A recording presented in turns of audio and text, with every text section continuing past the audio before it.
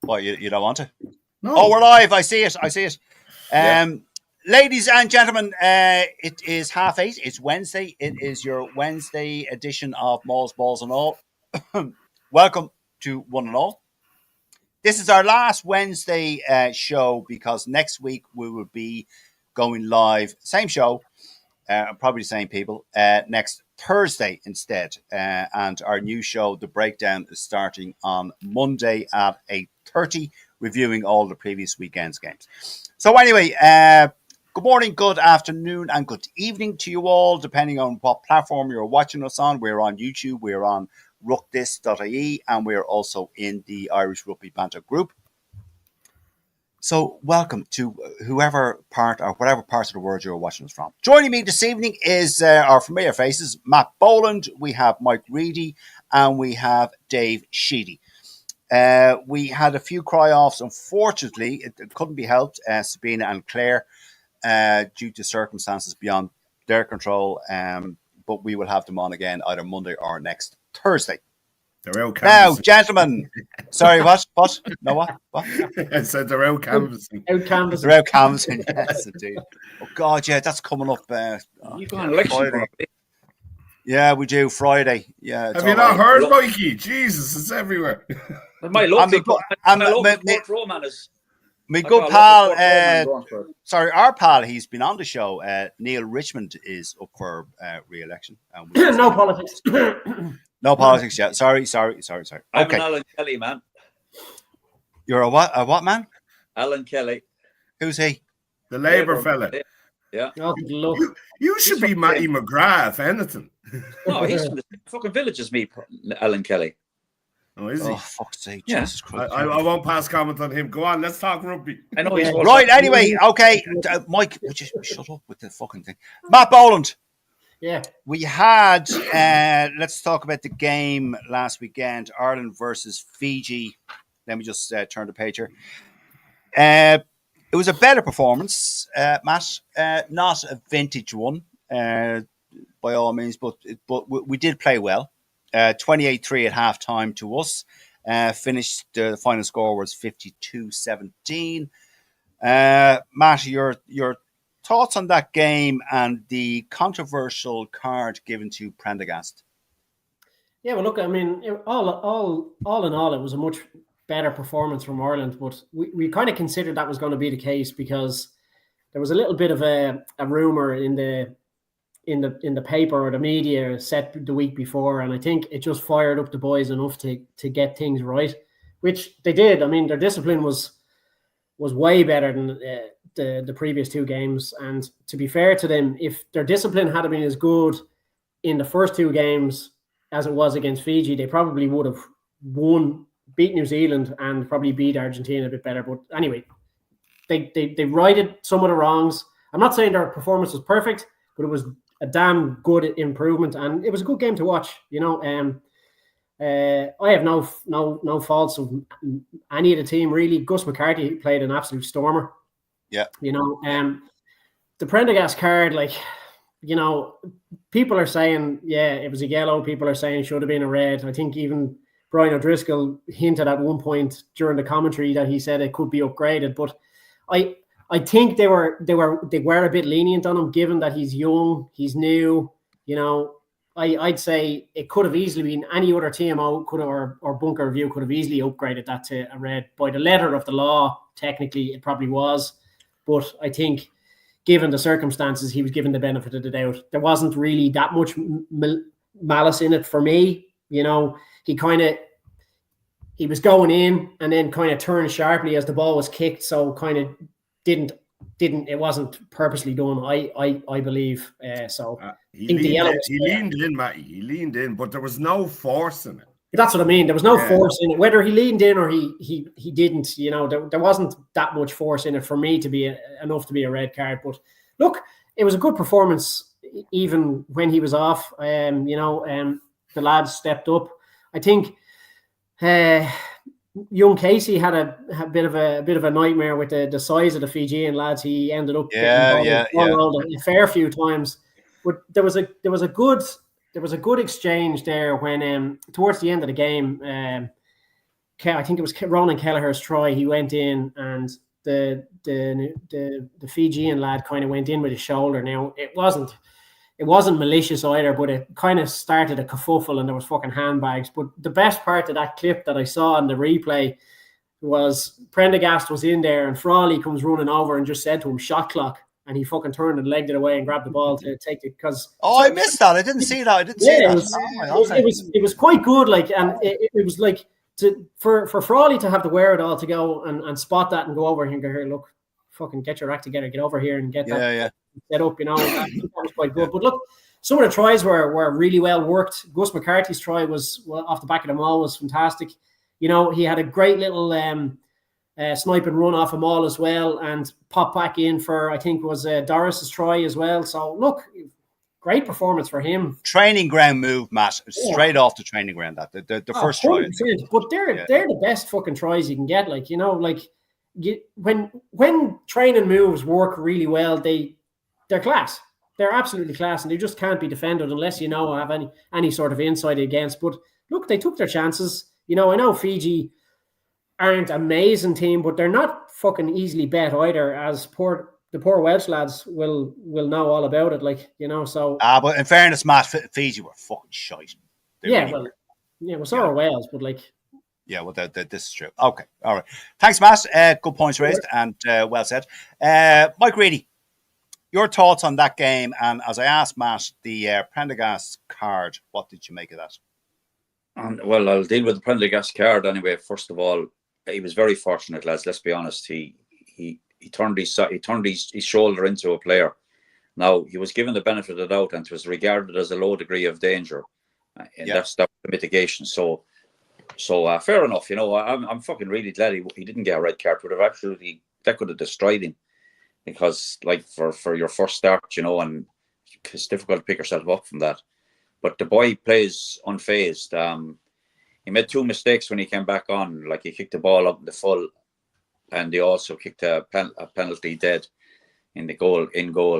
But he played quite well. I thought we played all right. We made mistakes. We dropped balls again. We should have scored at least 2 or 3 more tries. We scored some really nice tries, though. Gus McCarthy was outstanding. Probably man of the match, in all honesty. I know Bundy got. He scored a try, and he also led on. He was directly involved in 3 more. And I actually thought Casey was absolutely brilliant. I thought he was fucking outstanding. And when he wasn't bouncing off people, Mike.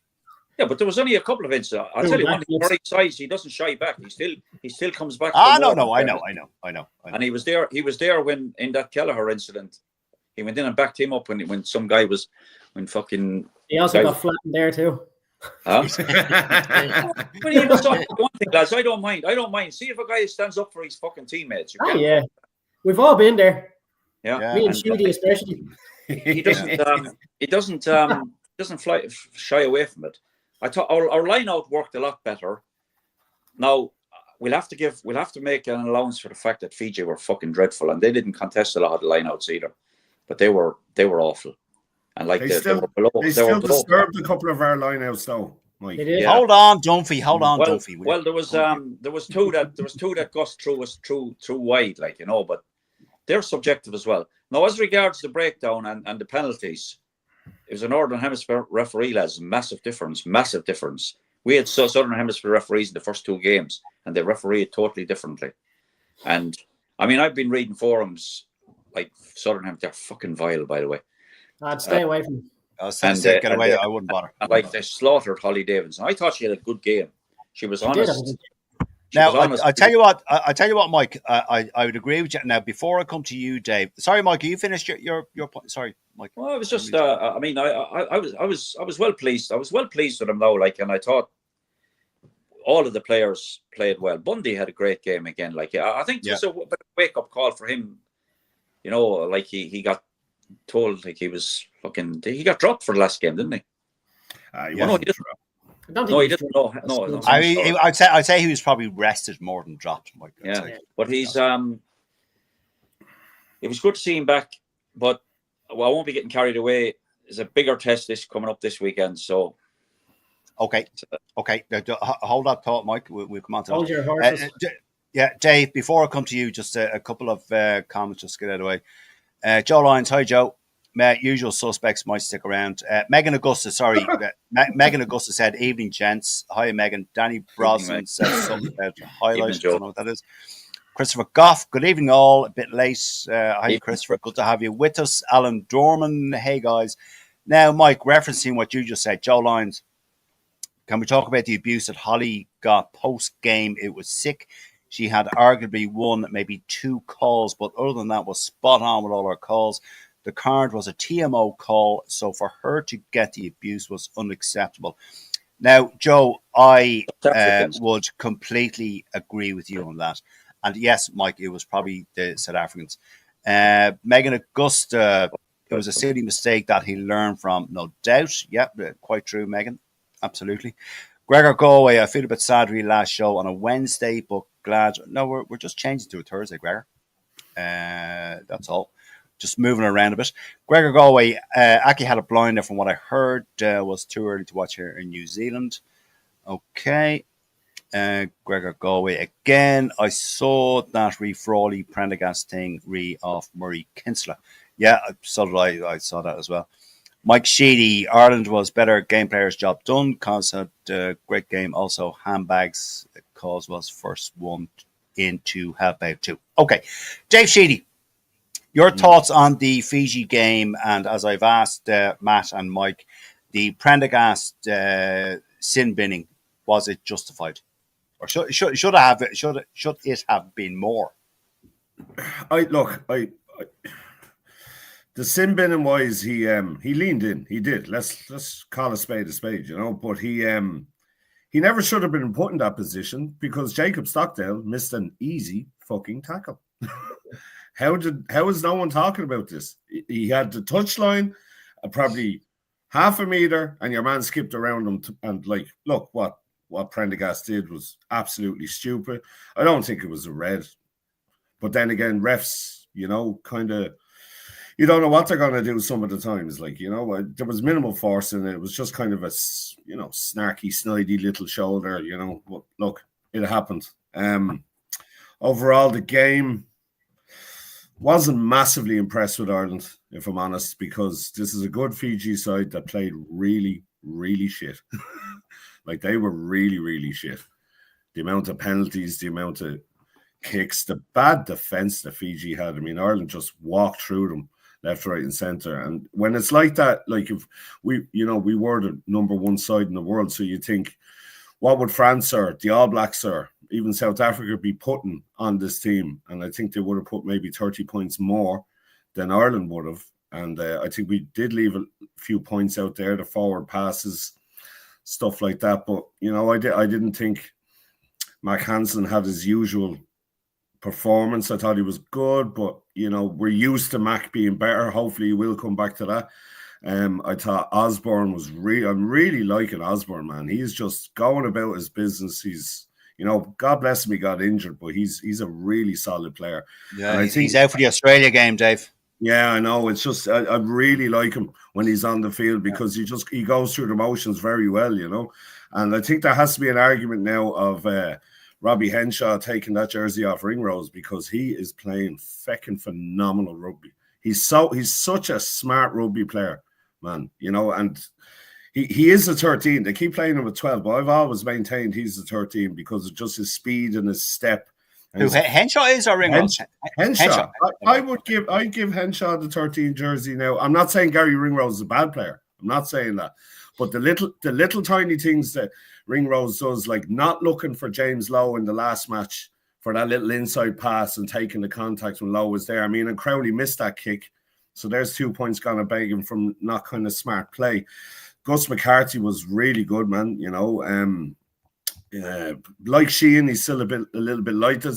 I have an issue with I don't have an issue. It can't be controlled, but there's guys who have got great skill level coming into the pack and they're just still a little bit light, you know. Sam Prendergast, look, I'm vocal enough about him because I think he's a rookie on the group. But the one thing I will say, I absolutely love the whole game when he was kind of coming up to the line, and it just seemed like there was a pause between the defense and the attack, and no one knows what's going to happen, and then he releases the ball. But the only issue we might have with him doing that is he's setting himself up for an intercept with passes like that, and Fiji nearly got one. So it just, when stuff last kind of happens, we saw against Ireland backline against the All Blacks, you kind of go into your shell when stuff isn't working out. So, look, job done, not an amazing performance for the level that we say we're at, but, job done. Yeah. Few people not playing to the level. You have to feel sorry for Stockdale, but, that's it, man. That should be his last, because he still missed tackles, man. He still wasn't competing well in the air. I barely heard his name in the last 10 or the first 10 of the second half. It's... Yeah. Yeah, the Ulster supporters will be screaming for him, but I just think there's better options out there like Calvin Nash and so on and so forth. I'm a firm favorite of Calvin Nash. I think he should be there. Yes, I just think now it's tried and tested now, and it's he's of course he's playing well with Ulster, but it's just there's certain element people forget. International standard is above Heineken Cup. Yes. If you're fucking good at Heineken Cup, you're into the international. So I'd like to see more of these rookies like Sam and Gus and other people who are come back from injury get more time with their clubs before they're considered with international, because for me, that's always been the chain of command. Yeah, okay, good point. Now, okay, Matt. Just jump in there for a sec, right? Go on, Matt. Dave makes a very good point there with Stockdale, but because I think he was given another opportunity because of his performances for Ulster, and I'd say Andy Farrell said, "Look, you've been going well for Ulster. There's another crack at it." But I think you're right. That could be it. That could be him done now with the international setup. But 26. Of course. He's only 26. No, he's young. He's still young. You never know what's going to happen. But I think as far as the Six Nations, I don't think we'll see him in this Six Nations anyway. Right now, hold on, gents. Just I've a few comments to get through here. Joe Lyons, the discipline of the Fijians was piss poor. There were at least 3, maybe 4 that could have ended up in cards for late tackles. Yes, I think was it Frawley was the victim of one of them. Can't blame the ref for penalising stupidity. Kieran Ryan, hi Kieran. Have been at games when Holly Davidson was ref, one of the best out there. Totally agree. I think so as well. Joe Lyons, think one player that went under the radar was Izzy. He freed up and was doing a lot of work for Doris to get the space. I like Izzy. Izzy is a fine player. Kieran Ryan, can I ask the boys on Izuchuku performance Saturday? Was looking forward to seeing him play. Was disappointed with him. Didn't get involved much. I think he's I didn't notice him that much, but I think that's more people kind of relying on the commentators to say their name before you notice them. So I didn't see him do anything bad, but I didn't see him do anything spectacular. But for me, when you see that, if you're at a club, that's the groundwork, Dave. That's exactly the groundwork. That's what Josh does. His job. Exactly. But you know yourself, Dave, though, a lot goes on in and around mucks and mauls and all that, and you don't have to have the ball to be exactly to be shifting a lot of work. From my perspective, if he's not being mentioned, means he's doing nothing wrong, but he's doing nothing right though either. He's just down doing what he needs to do, making other people look good, and that's not a bad thing. That's a skill in its own. I think it is. It is. Mike, let me ask you just to change tact here for a moment. I put up a post last week, and I said simply in the post, it wouldn't surprise me if Farrell picked Prendergast to start against Australia. Now, by all accounts and reports, it looks increasingly likely that he will start Sam against Australia. Mike, any reservations about that? I don't think he will. And I'll tell you, apparently, Crowley has done the press has done a press conference. The same as Prendergast done last week. So that would indicate that Crowley is going to play in the game and probably start. I'll be shocked if he starts. I wouldn't try. But would you have But would you have an objection, Mike? Would you No, think no, that? no. If he goes with him, no, I'll be fine with it. But I think it's a risk. I think it's risky to him. It could fucking destroy him. Now Australia are a much better team, and Joe Schmidt is a very, very clever coach, and he'll know what to expect. It depends now on whether Ireland picked a team before or after Australia. I don't know whether they announced the team. They'll be announced around the same time. I'll be surprised if he starts, or I will, and he mightn't even take part in the game, lads. If to be honest, he might go with Frawley. It depends on whether he goes with a 6-2 or a 5 or a 6 or a 5-3. 6-2 or a 5-3. Yeah. Okay. Fair enough. Okay. Yeah. Good point, Mike. Matt. Sorry. Hold on. Go ahead, Mike. Go ahead. Sorry. Go on, Matt. Your thoughts on Prendergast starting? What is this? Is this a kind of a? I'm not going to say two fingers. That's a wrong phrase to use to Crowley. But is this? Absolutely, it is. No, it is. I'm trying to think the right wording to use. I don't have. Sorry, I don't have one. No, Matt. You know, like you have two very young fly halves there, right? Looking to get picked as the starting 10, right? And you got to remember, we're in a World Cup cycle now, and we need to be blooding players as best we can into an international standard and level, because none of us can know, and Andy Farrell can't know what's going to happen to either of them boys come World Cup time. Do you know what I mean? But the more games they have at this level, the better chance we have of going to a World Cup and having two international level 10s going in, because we've made this mistake before. Well, we haven't personally, but Ireland have made this mistake going back through World Cup cycles many's of time, where they just keep picking the same team over and over and over again. And it doesn't do any good in the long run when you get to a tournament that's so intense like a World Cup that you don't have players up to standard and up to speed on international game level. What about Frawley, Matt? You know, are we disregarding him? Hold on, Dumphy. Will you stop? I want him to. I know.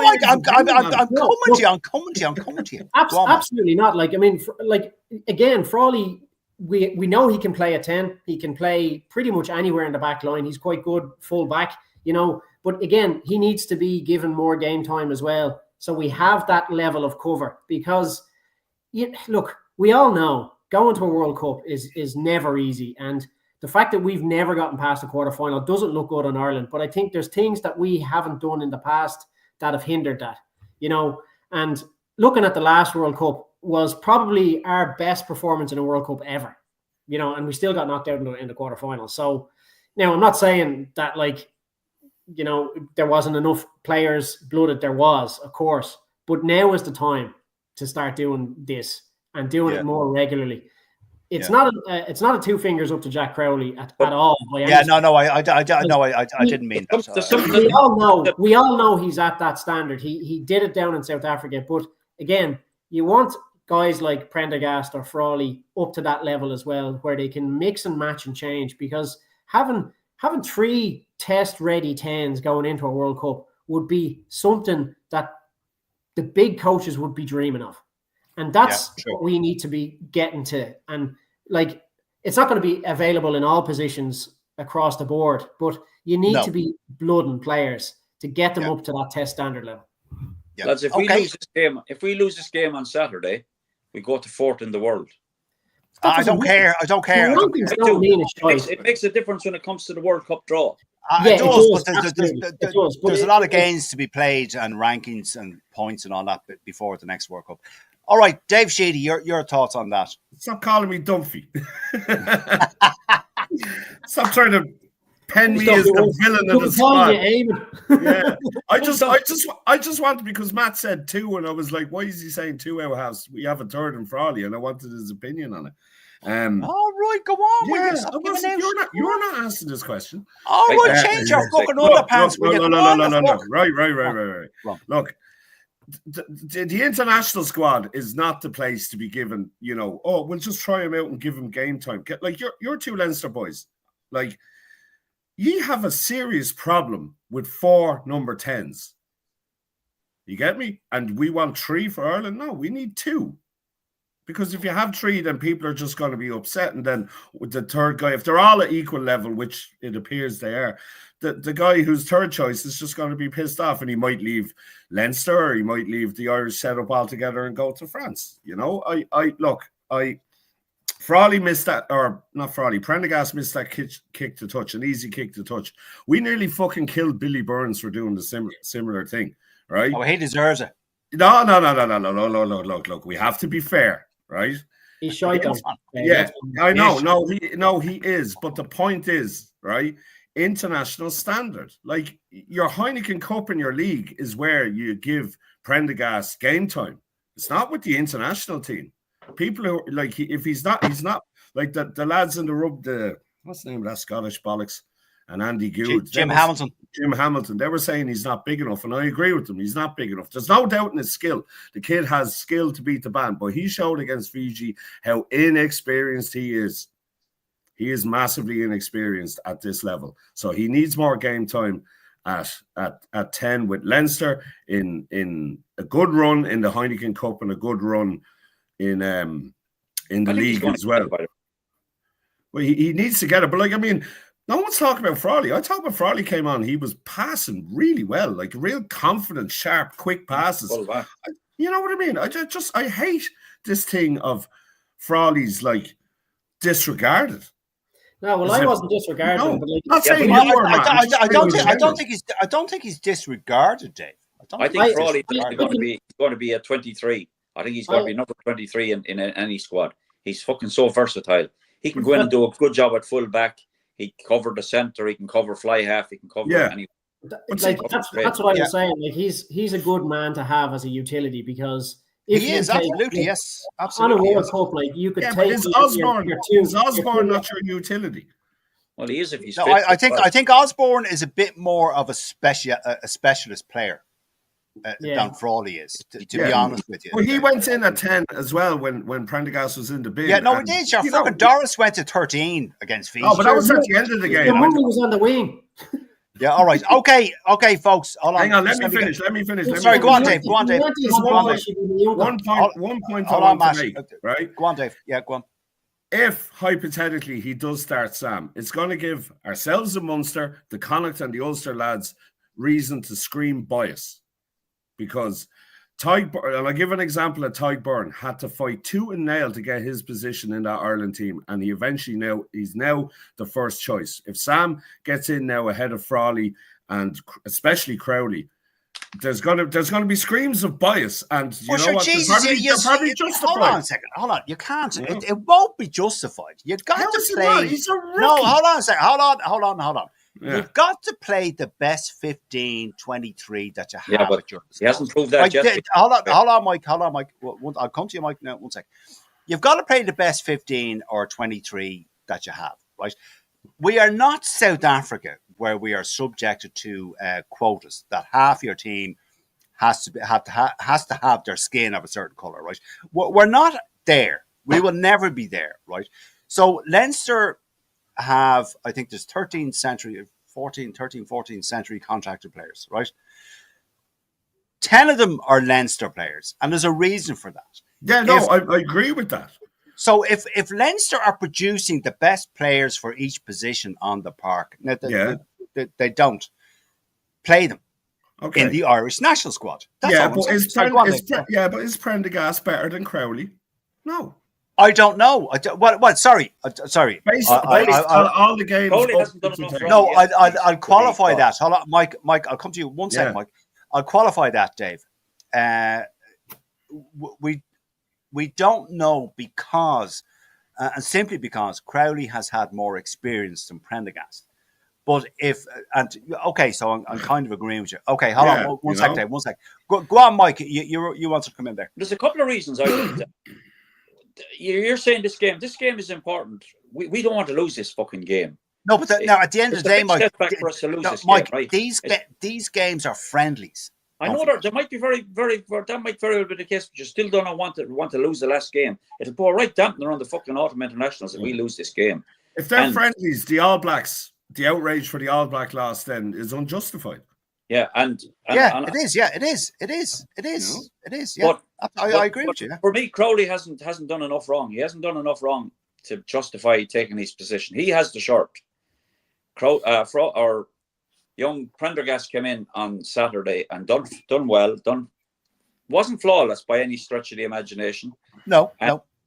And I don't think he's done enough to get that shot, and I don't think he will. I genuinely don't think he will. I think Crowley will start Saturday. Barring there's an injury, I think Crowley will start. I'd be surprised if he doesn't. Listen, I'll support whatever decision Andy Farrell makes. No, but what justifies selection? Because Dave Heffernan was sent back to Connacht when you kind of think that he should have got in before Gus McCarthy, because Gus McCarthy was only supposed to be in the training section, you know? Yeah. So you'd feel sorry for Dave Heffernan, like, you know, but this is what I'm saying. If something like that happen or people see a pattern, you'll get people from the other provinces screaming bias. That's I'm not saying it's gonna happen. I'm just making I know. Okay, fair enough. It's just a few. Sorry, Matt. Before we move on from this onto our next topic, just a few comments to get through. Our colleague and good friend Peter Martin talking about the sixth position. Excuse me. A proper six does a lot of donkey work. Very true, Pete. Yes. Alan Dorman agree with Mike Reedy. Jesus Christ, people agreeing with Mike Reedy regarding Craig Casey. But yeah, I know he doesn't say. Yeah. Catherine Keegan. Hi, Catherine. I think 5-3 would be the way to go. Be the Aussies. Yeah. Okay. I'd agree, Catherine. Yes. Alan Dorman. Hi, Alan. Agree with Mike regarding Casey performance, but he doesn't need to seem to be accepted universally. What are people's issues? I have no idea, Alan. He's showboating half the time. That's the issue. Well, there you go. Peter Martin, you heard it here first. Prendergast to start all Six Nations games next year, just like Crowley did last year. Oh, Peter Martin, he's on the wind up there. You're gonna cause arguments there, Pete. Megan Augusta, alas, leave it out.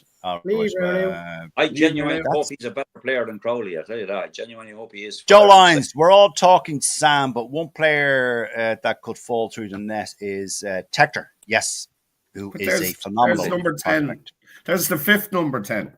You know, look, you'll probably get Gus McCarthy down in Munster next year, for Christ's sake. No, it's not about that. It's just that Leinster have a real problem with the 10. I know. Yeah, we've so many good players. We don't know what to do with them. Alan Dorman on Dave's point. On Dave's point, Leinster now have Sheehan, Kelleher, and McCarthy in the same squad. They have fucking two more as well. Yeah, we do. John McKee and Joe Lyons, the belled Joe Lyons. Kieran, think people were expecting to see him run and play like Baird. His work rate around the park was astonishing. He was also the one who saved the Fijians in the first 10 from scoring a try. I think it was used as a classic. Sixth there to tidy up and doesn't get the commentators shouting your name. That's very true, Joe. And Kieran Ryan, a firm Munster supporter. Kieran, if Crowley doesn't start Saturday, send him back to Munster for game Saturday night. I don't think that will happen now, friends. Right, okay. Wrapped up. Matt Boland, let's go to the first topic that was on the list. Oh, by the way, sorry, I meant to say this before we go on to that. It escaped my attention. Kudos, I meant to say it at the top of the show, to the Irish men and women who won awards at the recent World Rugby Awards. We had Erin King, who won the Women's 15s Breakthrough Player of the Year. Fair play. Yeah, that was a great award. Fair play to her. The men's 15s, World Rugby men's 15s Dream Team, we have James Lowe, we have Gibson Park, we have Caelan Doris, we have Ty Byrne, and that's it. I think the women's team, the women's Aoife sevens, Aoife Wafer. That's it. All right, I just wanted to give them a shout out before we moved on. Right, Matt. I had the sevens had Terry Kennedy. Terry Kennedy, you're right. Yes, I didn't have that. You're right. I didn't have that photograph. Well, see the Dave, the sevens captain, retired. McNulty. He announced his retirement today. There you go. Good old servant, by the way. Yeah, he was. Absolutely. Right, Matt Boland, let's move on to the first item that was on the list that I sent you all. Munster's next coach. Now, we had Prendergast and Leamy signing two new 2-year contracts, which would indicate that they were not in the running for the head coach's position.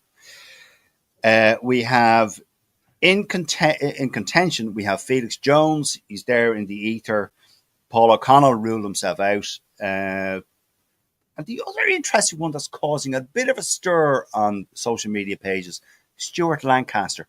Now, what people fail to understand, Stuart Lancaster's contract with Racing is a 2-year contract, which finishes in 2025. It's not a 4-year contract. It's a 2-year contract.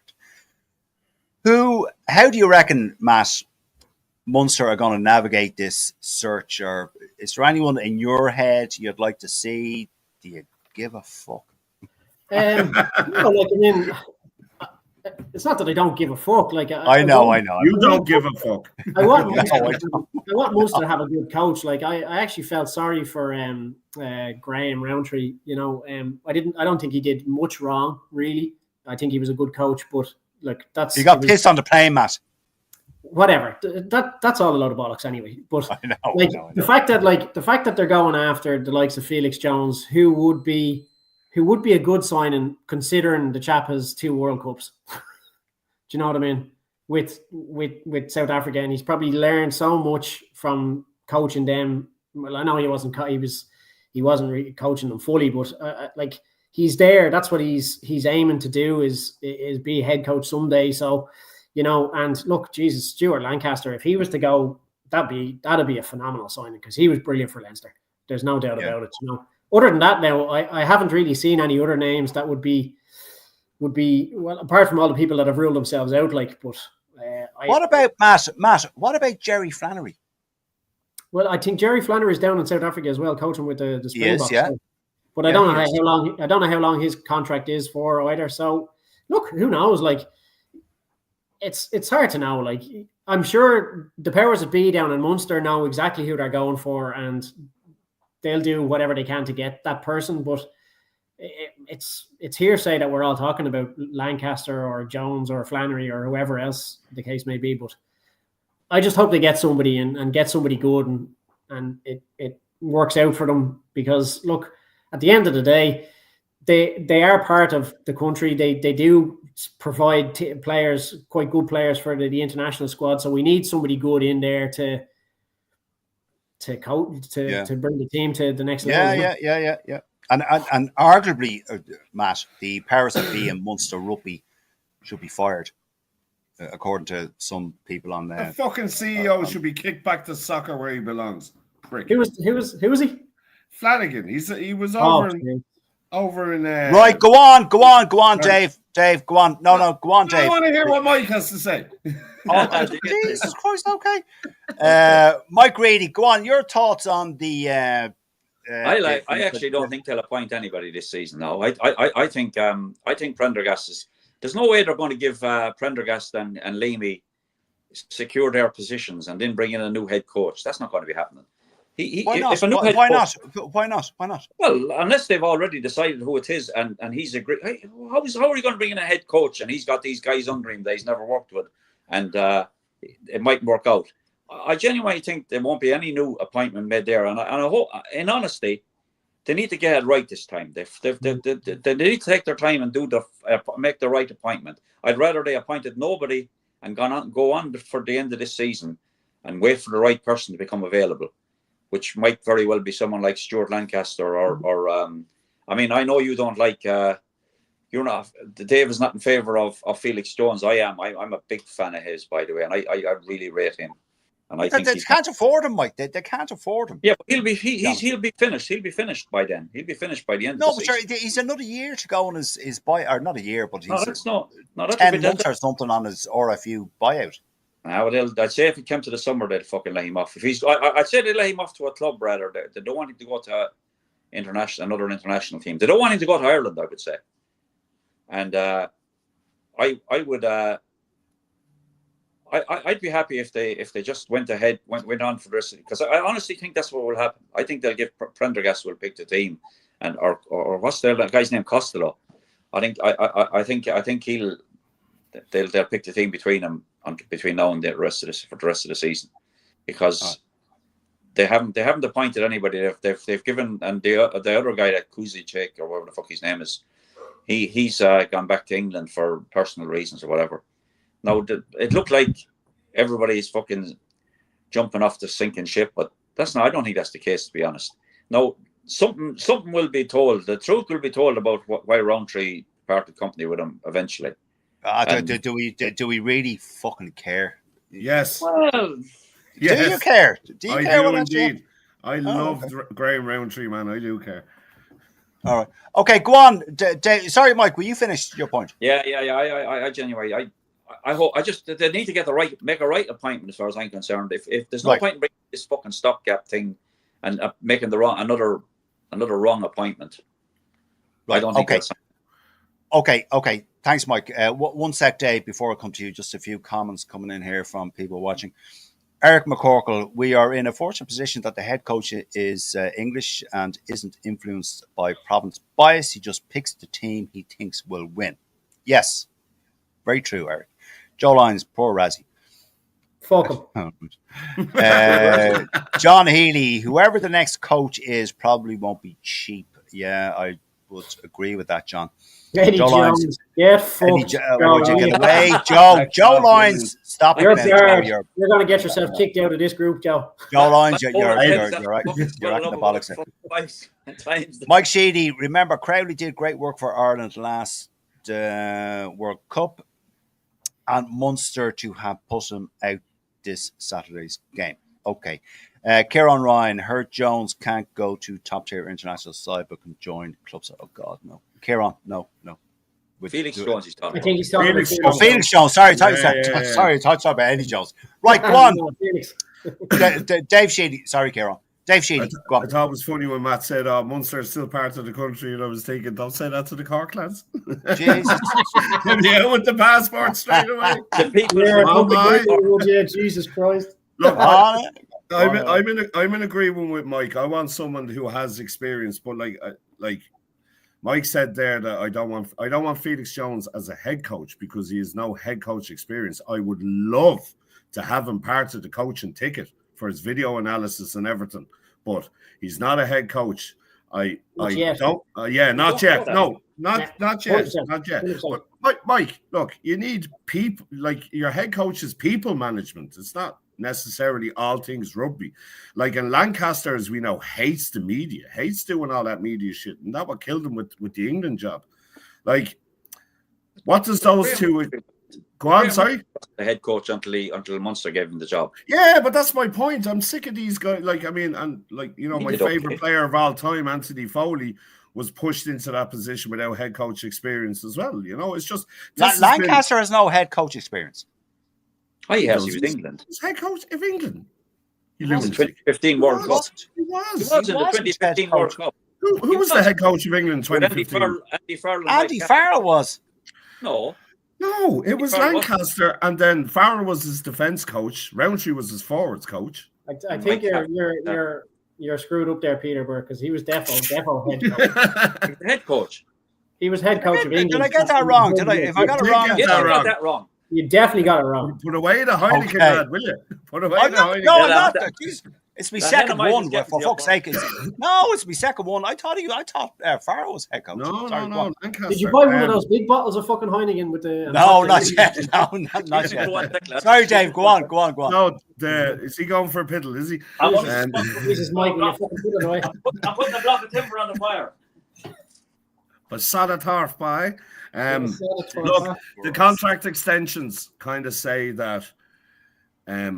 Like, I agree with Mike. It looks like Costello will be the interim manager now to the end of the season because other contracts aren't going to finish up. Like, you know, look, I would give my left testicle, and I already said it in the group, I will drive that man anywhere he wants to go in Ireland at any given time of day for Stuart Lancaster to come to Munster.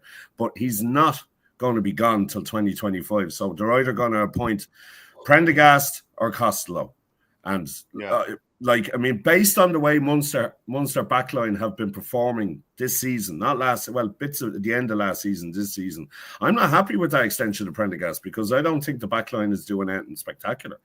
I just see a lot of one-out runners and stuff, and I'm not impressed with it. So, because Roundtree's gone now, we have to see is something going to change now with the Lions game and the next couple of games. And if there is a change, it's shut the fuck up and get behind the team. So I want to coach with head coach experience. As I said to Mikey before, and I said it on here, I'd love to see Declan Kidney come in as a director of rugby. As a director of rugby, and have him oversee Everton and get the right people in place. That's better man for it. Yeah, okay. Exactly. Okay, Stuart Lancaster, head coach, England Saxons, 2008 to 2011, head coach of England from 2011 to 2015, and current head coach of Racing 92. All right, I got it wrong. Fair enough. I will always, if I get something wrong, I would always admit it. Crucify him. As my wife keeps reminding me. I got it. You need to stone him. Sorry. I don't know why I thought Andy Farrell was head coach of England and Lancaster was. He's not the Messiah. He's a very naughty boy. Yeah, he's a very naughty boy. That's it. Right now, talking about coaches, Matt, Leo Cullen signed a 2-year contract last week or whatever it was with Leinster. Was that a bit premature of Leinster to offer him that at this stage of the season? Or would they not have waited till towards the end of next season when silverware or whatever was possibly on the table? Yeah, look, I mean, I was actually surprised by this because I didn't know where they were going to go with this, considering, if you look back at the last few seasons, how many finals have we been beaten in and not have any silverware? So, look, there's no doubt he's a great coach. I mean, he's getting us to where we want to be, but we're just... The last few years have just kind of ended in disappointment because you're getting to a final and not getting anything out of it. I do believe he can do it again. He can get us there again. But is it going to be the same case that we get there again and end up losing again? Because that 5th star is we could have had it 3 times over. It's driving us fucking bananas. But that's what I mean. And they must have a lot of faith in him. They obviously they clearly do. They know he can do the job. They know he can get results. They know he can get to finals and he can win a final. He's won 2 of them, but we've lost 3 as well. So, if you look at the record, then he's less than 50% in final bringing home finals. So isn't it better than no finals at all? Yeah, look, 100%. Well, it is, of course. But I mean, I think I left enough for a final. If you take the law of averages, you get to 3 finals, you get to 4 finals, you're guaranteed probably true probability alone of winning 1. But in saying that, we've been to 3 now and lost 3. So. Yeah, how many quarterfinals have Ireland been to? You know what I mean? It's just all of them. I think. Okay. Thanks, Matt. Mike Reedy, same to you. Do you think it was a bit premature of Leinster giving Leo Cullen another 2-year contract? I think there's something else behind this as well. By the way, because of the time of the announcement, the timing. There's got to be some other factor that we don't know about yet. Like was he like what? Was he getting offered something from somewhere else? Was he was that the reason? I mean he's not a bad coach, obviously. Christ, he couldn't possibly be with the fucking squad of players he's bringing through with Leinster. I know that's not just down to him, but it probably is. In some, you could definitely say it is a little bit premature because if Leinster go this season again, that'll be 4 years without winning a trophy. And lads, I'm not being funny, but that's not good enough for Leinster. Now you're Leinster lads, and that is not. It simply is not good enough. That team need to be winning fucking silverware every year because they have the best. They have the best fucking players in Ireland, mainly, and Ireland were the #1 team in the world. Now Ireland have won 2. the last 2 Six Nations, and people are some people are calling for the full fucking Leinster team to be playing for Ireland. Leinster haven't won anything for nearly 4 fucking years, lads. So there's something not. I wouldn't agree with that. I wouldn't agree with that, Mike. Would agree with what? That all the Irish team should be all Leinster players. Well, I heard you say it. No, yeah, I never said that. I've never said that. I've never said that, Mike. You want to put Prendergast in and drop Crowley for fucking Saturday. Oh, we might have to start crucifixion again, lads. Which? No, I never said that. I wouldn't want the Irish national squad to be made up of all of one provincial. No, but I think that's right. Leinster need to be winning because if you've got 13 international players in your squad, plus you've got fucking Snyman now and Jordy Barrett's coming in, and I won't even speak about the other guy because he's fucking useless, Slimani. But I genuinely think Leinster have. If they win nothing at the end of the season, are Leinster fans then going to start thinking, why shouldn't they give him a fucking new contract? I don't know. Like they have to be winning something, lads. Silverware is what they all play for at the end of the day. So if there's nothing coming in the cabinet now, it's different for the other provinces because they're playing catch up to Leinster, to be honest. So. Like, you don't want to become the laughing stock of fucking Europe, you know, and the nearly fucking team, you know, and that's how it's going to look. Like you've lost to lose 3 finals and possibly, like, you know, they're the favourites to win every fucking thing again this year. There's no doubt about it. But they need to seal the deal. Yeah. Okay. Thanks, Mike. Sorry, Dave. Just before I come to you, just a few comments coming in here. Sorry, Megan. Megan. Megan is chastising me. Yes, I was wrong, Megan. Sorry. It was Lancaster. Google confirmed. Yes. Mea culpa. My mistake. I don't need Google. I am fucking Google. Yeah, I know. Yeah, you're great. Yeah. Relax there. John Healy, seen Leinster lose 4 finals since 2019 has been heartbreaking. Yeah, I agree with that. Megan Augusta, roll the tape. Mike, roll the tape. Very good, Megan, yes. Joe Lyons, think you're missing a massive element stroke factor of Leo's position and purpose. Yes, he is the head coach of Leinster, but he's also running the Leinster system that feeds the test team. And to that end, Leinster and the players have been a massive contributing element of the success. My opinion, then. There's nobody disputing that at all. But no, there's no. Kieran Ryan. All right. Okay. Excuse me. Kieran Ryan, strange decision giving Cullen new contract now. Players they signed, they need to win Champions Cup this season. If not, things will have to change, and the coach is always first. Very true, Kieran. Yes, absolutely. Right, Dave Sheedy, go ahead. Your thoughts on Leo Cullen being given a contract? If I was a Leinster supporter, obviously I'd be upset about losing 3 finals in a row. But see what Mike said, that Munster, Connacht and Ulster are all playing catch-up to Leinster. And the reason is because of Leo Cullen and Stuart Lancaster. Like, you have a level of expectation now, and if it's not met, it seems like the Leinster supporters are going, you know, English Premiership-esque on it. Like, the players have a lot to account for not getting over the line in those finals, because it was on-field decisions, like the drop goal that Ross Byrne didn't take, and you know, Frawley, God bless him, missing one as well. But these are fucking fine margins. I wouldn't be, you know, out on a witch hunt for Leo Cullen. Like, he's gotten you to where you are. It's up to the players to the player. But I'd be more concerned. Like, I mean, if Leinster don't win it today, this year, people are going to go out and go after Leo. It's fucking that Safa you should be going after, because you were playing the best. I fucking used to love watching Leinster play. It was such an attractive style of rugby, exactly the way Ireland played in the last 2 years as well. And it was for rugby purists, it was a lovely thing to watch, because they were playing so fluidly. So I'm just destroying people.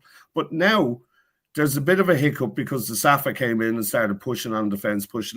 So if you don't win anything this year, I wouldn't be going after Cullen. I'd be going after Niambar. Yeah, 100%. You know, I mean, he's brought in Snyman, thieved him from underneath our noses. You've Jordy Barrett, and you have, because of Lancaster going into the underage groups, you have a lovely conveyor belt of, like, your Gus McCarthy, your Sam Prendergast, and all these coming through. You'd be fine for a while, lads. I wouldn't be like. I understand why people are upset 3 finals in a row, but like, I mean, just unfortunately, it's just tough shit. Let me ask you, Dave, on that point, where is Leo going to play Geordie Barrett?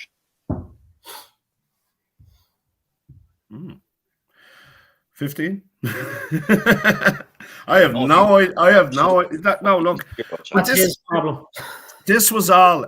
This is what we talked about when his signing first came up. Where the fuck's he going to put him? Is he going to be in a bit of a henshot? Is he going to be in a ring rose? Hold on, Mike. No, go on, Mike. Go on. I want to hear it. Now that young what you call him, the young boy that got injured at the weekend. Osborne. Osborne's in there. Like, lads, honest to God, I'll be absolutely distraught if any of those players lose their position to him. Oh, mercenary! I will. Mercenary! Fucking mercenary! Go on, Mike Farage. Fucking will. I'll be No, distraught. he's dead right, though. He's dead right, like, because they've got phenomenal top-class quality players in the whole back line. Where the fuck do you put Geordie Barrett? Matt Boland, where are you going to put Geordie Barrett? On the bench. Super sub. On a bench, prick. On the bench. Left back. In the clubhouse. Okay. Save that try against the World Cup, prick. Yeah, exactly. Right. Okay, Matt Boland. Back to you. This is indicative of the stupidity, the ignorance of the way some rugby unions are worked. And this was on the list. The English RFU MD, CEO, whatever you want to call him, Bill Sweeney, he's on a salary of 1.1 million per year. His Christmas bonus is £358,000 Tax-free? While I don't know if it's tax-free. While Twickenham staff are being laid off, and there are cuts to what Twickenham can do and host and all that sort of stuff. This is a huge part of the problem, and English clubs going bust and in administration, all that sort of stuff. Yeah. And I think there was a case there where I think 80% of the English clubs were on paper in administration. But yet you have the CEO of the RFU, Bill Sweeney, getting this huge salary, this huge Christmas bonus. Mm-hmm. Like, do they not see what the fuck is going on in front of their eyes, Matt? Well, clearly not, because that, like, how is that wage even justified? Do you know I don't know. I don't know. Is it success based, or I don't know? What fucking gobshite is writing him his checks at the end of the year? Because himself? That is, well, yeah, true, yeah. Well, then, like, there has, but there's a board. There's a board of administration in everything. So any company that's run, there's a board, and the board can get rid of owners. You know, like if you own a company that's multi-millionaire and you've built it from the ground to massive fucking overturning, the board can still fucking kick you off. And this is where, like, something like this needs to be investigated as to why he's being paid that amount of money and why his bonus is nearly a third of his actual wages. That's fucking scandalous. These problems are always deep rooted, and you know, like any sort of political system, or like, I don't really want to go down that route, but you know what I'm saying. Like, and it's rotten to the core. It's rotten to the core, and there needs to be governing bodies looking over these and going through these facts and figures and going, hang on a second, what's going on here? You know, and look at the amount of clubs in the Premiership that have gone into administration, or worse, closed down and not even an entity anymore. Do you know? I don't know. It's crazy. For me, it's crazy. Yeah. All right. Okay. Thanks, Matt. Mike, your thoughts on this? The salary of the CEO of the RFU. What the CEO, what his tasks are for English rugby? Like, what's he getting paid to do? lunches and dinners and free points. and stuff. Well, as he's been Sponsorship and free points. Is he responsible for appointing the head coach, and for? He'd have probably a say in Sure, it. he'd have a say. Yeah, I'd say he'd have a say. But I'm not being funny, lads. For him to be getting paid anything for their performance over the last fucking 2 or 3 years, he should be giving back the fucking money. Because Eddie Jones was a fucking disgrace at the end, and this and like Bortwick up to date, they had lost 5 matches in a row. Embarrassing for an England team. I don't care what fucking state they're in. They have the players there. They're not getting it right. The CEO shouldn't even have a fucking job. And the amount of money he's getting paid is embarrassing. And like Matt said, three English clubs went under it last season. It's shameful, is what it is. But there you go. Like, who are we to? Yeah, exactly. Yeah, exactly. Why Yeah. Why are we surprised, lads? Well, it's a big organisation. Go on, Dave. It gets millions in. It's like the FAI with John Delaney. Why are we surprised with these figures? I can only imagine what your man in Wales is getting. Like, this is across the board. How do we know our lad in the IRFU is not getting a good? Well, apparently Gatland's getting. Yeah, but at least the IRFU was making money, Dave. You know, and there is success on the board with the IRFU. I don't mind that. Yeah, I that's know, justified. But look, this is the world. Big organizations across the board, doesn't matter if it's sport or anything else. This is always the case. The CEO gets this with a top up and this, that, and the other. And it's just, this is the nature of the beast nowadays. I'm not surprised. John Delaney was the fucking worst for it, man. Yeah, but he was fucking money illegally. Yeah, exactly. And you think no one in rugby's doing it? Oh, 100%. Of course they are. They're all doing it. The Saffas especially, man. Cute whores. Yeah, true. Right, gentlemen, next point, Dave Sheedy, come to you. We're playing Australia, as we all know, on Saturday. You watching your time there, PJ? I am watching the time, yeah. I see it there, yeah. Dave Sheedy, coming to you. This is our last point, and then we'll go into our usual match predictions. We're playing Australia, Dave Sheedy, on Saturday, midday, 3:10. I'll be at it. Do you think your media fucking sweet? Thanks very much. Yeah, he's got the media ticket. I got the media thing. Yeah, brilliant. Can't wait. Best seats in the house. And if I give him €100, he still won't punch Rory O'Connor for me. But if I see him, I'll tell. If I see him, I'll say, "Listen, Rory, give him my address. Tell him to come out. I'd love to have a We'll all be there. I know a lad who wants to slap you, Rory. So But come here, Dave. Do you think the Joe Schmidt factor going back to Ireland? He knows the Irish setup. He knows it well. Do you think that's going to play into the way Australia attack this game? I could turn around and say no, because we've gone on so far since Joe Schmidt has left. But look what the All Blacks did to us in the World Cup when he was at the helm. So he's a good analyst, lads. He's as good as Razor as anyone. He'll have studied us, and I think he has a lot of tricks up his sleeve. It is Joe Schmidt. He's a perfectionist. You know what I mean? He's a micromanager. You know that in Leinster. We know that with Ireland. We saw it in the World Cup with the All Blacks. They played completely different to any other game. It's as if they knew what we were about to do before we did. In saying that, though, Ireland played fucking really well in that game. But yeah, man, this is massive now, especially because they were the whipping boys in the Rugby Championship, and now after a couple of months ago. Yeah, exactly, a couple of months ago. And now they stepped up against England. Like, I mean, look, England are playing shit, but like, I mean, they beat us in the Six Nations, so they're not total whipping boys. They've stepped up to the plate massively, lads. So but then, hold on, Dave. I'm really worried about this.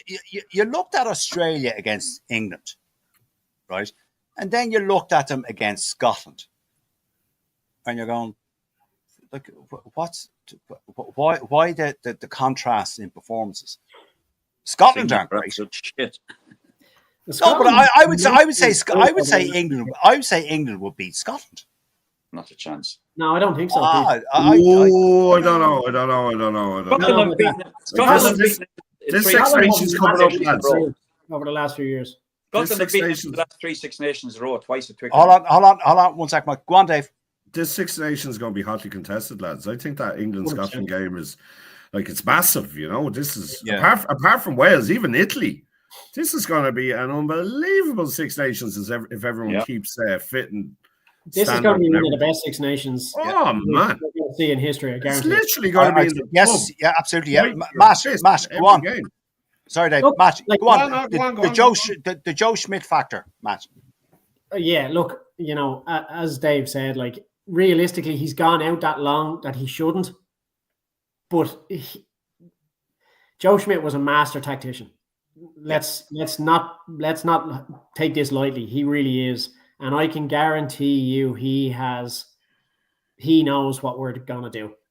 And like, if you remember, like Andy Farrell was under Joe Schmidt for a good few years as well, so he was learning from Joe as well. So, you know, now I know Andy Farrell has he has a totally different aspect on how he does camp and prepares for games and all, and yeah, his style is quite different, but again, it's going to be linked, you know, and Joe is going to be ready, and this, of all the games, I was actually wary of this one because of the whole Joe Schmidt effect, because there's no doubt that he's going to have some sort of effect, you know, and this is the one game that we do not want to lose, because it'll just bring back all them fucking flooding horrible memories of the quarterfinal, and it could really put the lads in a bad place going into the Six Nations, because this Six Nations is going to be whopper.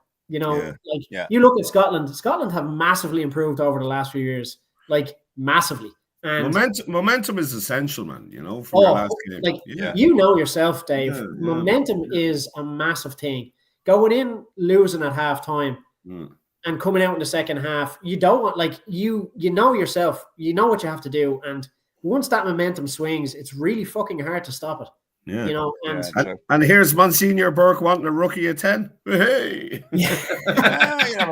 Look, it's a friendly. Okay, Mike Reedy, before we go into our last topic of score predictions for next weekend, Mike Reedy, the Joe Schmidt effect, how powerful will that be this weekend? It'll be powerful, absolutely, no question about it. Joe Schmidt is, like the lads have said, is probably the greatest tactician rugby has ever seen, and he will have absolutely everything. He'll study everything fucking minuscule, and he'll know how he will try to devise a way to beat us. Now, the difference between the All Blacks in the World Cup and Australia is now the All Blacks are a better team, player for player. Now we have a better squad of players than Australia, and it depends on whether that. I tell you what's a major benefit to us, by the way. The big fucking lock he's gone back to La Rochelle. What's his name? Skelton. Yeah. Because our line out and our maul, like we scored one try from a maul on Saturday, and our line out was good, and we scored a couple of more tries from line out plays, you know. But I would say that they would definitely go after our set piece. Now they have a decent scrum, because Scotland have a very good scrum, and they give them plenty to think about. So we'll need to be at the top for a game, lads. Make no mistake about it. We'll have to be at the top for a game. We can't be fucking dropping balls, because they will intercept. They have that new boy, that's Swahili, that centre. What the fuck? Is he ready for this game? Was he? Because I know he was got injured. He went off injured against Scotland. I don't know if he's playing, Mike. I don't know. I don't even know. But if he is, he's a player. That'll be a massive thing if he's not playing, because that'll be very favorable. Lads, it's a massive blow to him. But I think we'll see the truth of the line out and the scrum this Saturday. The real truth of it now. Yeah. 100%. Absolutely, Dave. Yeah. Okay. All right, Dave. Games coming up this weekend. Win, lose, or draw. Okay, as we do every week, in the order that they're happening. Excuse me. We have a return to the URC. We have Ulster at home to Leinster. Leinster. Okay. As we were just talking about, Ireland are playing Australia. Ireland. I was about to say Australia there. Jesus, Mary Joseph. Okay. Dave, Connacht are playing the Bulls. I want Connacht to win. Do I think Connacht are gonna win? Connacht, please win. All right, so you're going for Connacht. Okay. I am. Your team, Munster, are playing the Lions. Oh, Are you going to that, Dave? I'm not actually. No, I'm not. All right. So I will be offering my 2 tickets up on the group. Geez, man, I don't know how to call that because the Lions were unbeaten till Leinster got their hands on them, and we've been playing so shit. I don't like. Obviously, I'm going to go with Munster, but I don't know how to actually call that one. Right. Okay. Because we don't know what we're like now after round 3. After stuff, yeah. Okay. No. Fair enough. Yeah. Fair comment. Okay. Grand job, Mike Grady. Ulster are entertaining Leinster. Just that's the whole Leinster team are going to be away. So is it a chance? Is it a chance for a wee scalp for Ulster? Colin's back. I'm actually going to go. I'm going to go. Colin's back. Larmer's back. There's a few. Yeah. There's a load of them back. Is Conan back? Yeah. Oh, is he? Right. Okay. It depends on the teams, lads. The team that Ulster or Leinster puts out, but I'm going to give Ulster a wee shout out here. Fuck you. Okay. Now, fair enough. Mike, Ireland, the big one. Ireland playing Australia. Well, we have to win this, lads. We have got to win it, and I know we have to win it. Who do you think will win? I think we'll win it if we play as well as we can play. We're a better team than them, so we'll win. All right. Okay. Connacht are entertaining the Bulls in the Dexcom Stadium. Galway, the wind of Galway, the Bulls. Yeah. So you don't know what the fuck's going to come from South Africa, do you? You just don't know. Yeah, Saffers don't travel. They're like the French. Well, go on, Mike. Go on. Right, I'm going to go with Connacht. You go with Connacht. All right. Brennan will never fucking forgive me if I fuck. Jeez, we'll be here all fucking night. I'm going to forgive you for going for Ulster over Leinster. Mike, Munster are entraining the Lions in Thomond. I'm dreading that one. But my brother and sister are going, and two of my sisters actually, and my brother-in-law as well. But I'm going to go. Lions are a good game. Thomond Park. Have to say, Lions are a good team, Mike. They are a good team. Yeah, they are a good team, but they're not fucking great. So you're going with Munster. Yeah. Okay. And last have the teams been announced for the URC games? No. No, but then, right, Matt. And ending the show with you, Matt. All right, your turn. Ulster at home entertaining Leinster. Go for Leinster. Okay. The big one, Ireland playing Australia in Lansdowne Road on Saturday. Oh Jesus, this is going to be a very tough game, I think. I know. I'm going to go with Ireland because if they can get things right, they should have no problem doing this. But they need to be focused, and they need to know what's at stake here as well. You know, it could mess with their heads big time if they lose. Okay, fair enough. Connacht at home to the Bulls. I'll go Connacht. All right. Last but not least, Munster entertaining the Lions. Again, as the lad said, this is going to be a very tough game for Munster. But I would like to think that the South Africans won't send the proper team, so I'll go with Munster on this one. All right. Okay, gents, just a couple of comments to finish with. Megan Augusta, send the fella that does Leo the Lion on holidays and let Geordie take over. Nice one, Megan. Megan, that's a politician's salary sitting on their hole doing fuck all and getting millions for it. Yes, you're quite right. Why can't we get jobs like that, lads? You know? Quite right. Mike Sheedy, remember Munster team was bad. Leinster are doing the same thing over South Africa cost they have destroyed. Okay. Megan, hopefully in Ireland win. Yes, absolutely, Megan. Mike Looms, I'll be at it and with players afterwards. Okay, good man, Mike. Enjoy.